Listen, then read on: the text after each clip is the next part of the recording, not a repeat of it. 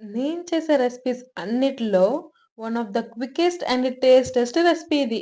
పేరుకి tomato కర్రీయే. Simple గానే ఉంటుంది.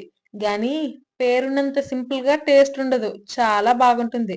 రెసిపీలోకొచ్చేద్దాం రండి మరి. ముందుగా ఒక 5 బాగా పండిన టమాటోల్ని బాగా కడుక్కొని పక్కన పెట్టేసుకోండి. ఒక మిక్సీ జార్ తీసుకుని అల్లం, పచ్చిమిర్చి, కరివేపాకు, జీలకర్ర, మిరియాలు, ధనియాలు గాడగాడగా మిక్సీ ఆడుకుని పక్కన పెట్టేసుకోండి. ఇప్పుడు కడుక్కున్న టమాటాల్ని నేను చూపిస్తున్న విధంగా కట్ చేసుకుని, ఒక 4 ఉల్లిపాయలు తీసుకుని కట్ చేసేసుకోండి సన్నంగా. పొయ్యి మీద పాన్ పెట్టుకుని, కొంచెం ఆయిల్ వేసుకుని పోపు దినుసులేసేసుకోండి.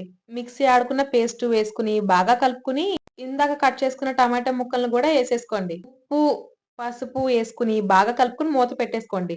కొంచెం సేపు మగ్గనిచ్చి కావాల్సినంత కారం ఏసుకుని, టమాటాలు ములిగే విధంగా కొంచెం వాటర్ వేసేసుకోండి. మీకు కావాల్సిన వాటితో గార్నిష్ చేసుకుని వాటర్ ఇంకబెట్టుకుంటే టొమాటో కర్రీ రెడీ. సబ్స్క్రైబ్.